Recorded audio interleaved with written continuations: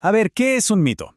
Lo primero que se nos viene a la cabeza casi siempre es, no sé, cuentos de hadas, historias falsas de un pasado muy lejano, pero ¿y si fueran algo mucho más profundo?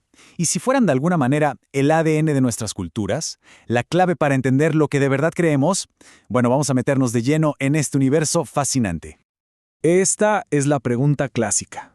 Y la verdad es una trampa. Porque si pensamos que los mitos son solo fantasías que la ciencia ya superó, nos estamos perdiendo de vista su verdadero poder. Como vamos a ver, esa visión no solo se queda corta, sino que ignora la función vital que los mitos cumplen incluso hoy en día. Y aquí está la clave de todo.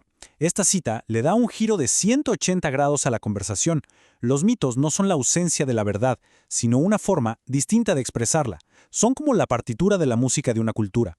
No son la música en sí, pero ¿saben qué? Contienen toda la estructura de sus ideas más esenciales. Ok, en los próximos minutos, este va a ser nuestro recorrido. Primero, vamos a darle un nuevo significado a la palabra mito. Después, vamos a entender para qué sirven en la sociedad. Descubriremos qué hace que un mito sea universal, veremos cómo nacen en medio de las crisis y al final nos haremos la gran pregunta: ¿cuál es el mito de nuestra era? Empecemos por lo primero, y esto es fundamental. Tenemos que rescatar la palabra mito del cajón de la ficción. No son solamente historias, para nada. Son más bien como los planos, la arquitectura sobre la que se construye la realidad de todo un pueblo. Miren la verdadera complejidad de un mito. Por un lado, es una expresión simbólica que nos conecta con fuerzas enormes, casi cósmicas. Al mismo tiempo, es un espejo que proyecta nuestros conflictos internos, los más íntimos. Y lo más increíble es que de toda esa mezcla surge una guía potentísima que termina orientando el comportamiento de una comunidad entera. Y acá viene algo interesante. La línea que separa la ciencia del mito es mucho más delgada de lo que parece.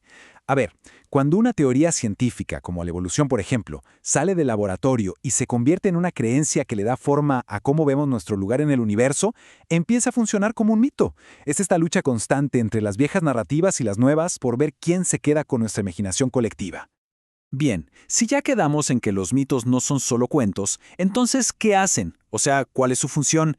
Es justo aquí donde entendemos su poder para unirnos, para darnos una identidad como grupo. El nacimiento de un mito es un proceso casi mágico. Todo empieza con tensiones, con cosas invisibles que vive un pueblo. Sus miedos, sus esperanzas, sus anhelos. Toda esa energía colectiva se condensa, como el vapor de agua en una nube, hasta que ¡pum!, forma una imagen poderosa. Esa imagen, cargada de emoción, se convierte en un mito. Y al final, ese mito pasa a ser la brújula que guía las acciones de todos. Este concepto de paisaje interno es brillante. No estamos hablando del lugar físico, sino de la memoria colectiva, ¿se entiende?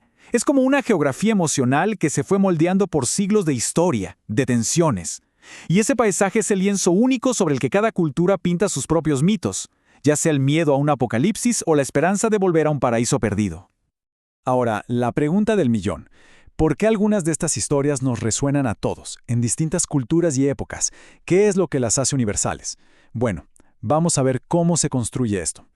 La respuesta parece estar en este concepto, el núcleo de ideación. Pensemos en esto como si fuera el esqueleto de la historia. Los nombres de los personajes, los lugares, los detalles, eso sería la carne, y puede cambiar, pero la estructura, los huesos, el argumento central, eso se queda intacto.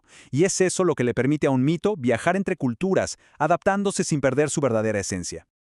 Y este punto es radical. O sea, no importa si una historia nació en Mesopotamia o en los Andes. Lo que de verdad le da poder a un mito no es qué tan original es, sino la función que cumple acá y ahora para una cultura. Si ayuda a un pueblo a unirse, a encontrar su camino, entonces es vital, no importa de dónde venga. Pero, a ver, ¿en qué momento surgen estos mitos tan poderosos? Definitivamente no nacen en tiempos de calma. Nacen del caos, de la ruptura. Esta frase es sobrecogedora. Los grandes mitos no surgen en la comodidad, sino cuando todo se viene abajo. Cuando las viejas certezas se hacen polvo y parece que todo está perdido, de ahí emerge un clamor colectivo, una necesidad de sentido. Y es en ese vacío donde se abre el espacio para una nueva historia, un nuevo mito que ofrezca dirección y esperanza. Exacto. Los mitos son esas imágenes trazadoras que iluminan la oscuridad en los peores momentos. Cuando el futuro es una incógnita total, actúan como un faro, como un mapa, que nos da un ancla y nos muestra un posible camino para seguir en medio de la tormenta. Y todo esto, inevitablemente, nos trae a nuestro presente, a un momento de crisis y de cambio a nivel global. Entonces, ¿cuáles son los mitos que nos están guiando hoy? Para entender los mitos de hoy, tenemos que hacer esta distinción que es crucial.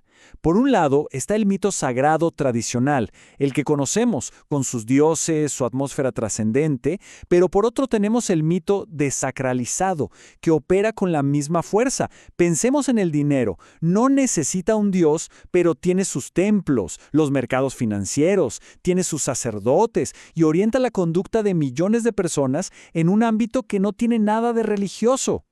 Y esto nos lleva a una conclusión casi obvia para nuestro tiempo. Las fronteras culturales se están borrando. Vivimos en una civilización planetaria, súper conectada. Por lo tanto, si un gran mito va a surgir para orientar a la humanidad en esta nueva era, ya no puede ser local. Su impacto, su resonancia tendrá que ser mundial.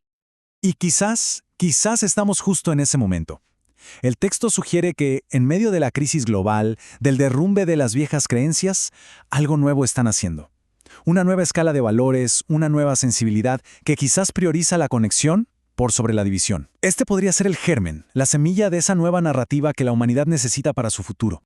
Y con esto cerramos, porque los mitos no son reliquias del pasado para nada, son fenómenos vivos, están haciendo ahora mismo, en nuestras tensiones, en nuestras esperanzas colectivas. Así que la pregunta que queda flotando es esa: ¿cuál es la gran historia que estamos empezando a contar sobre nosotros mismos y sobre nuestro futuro?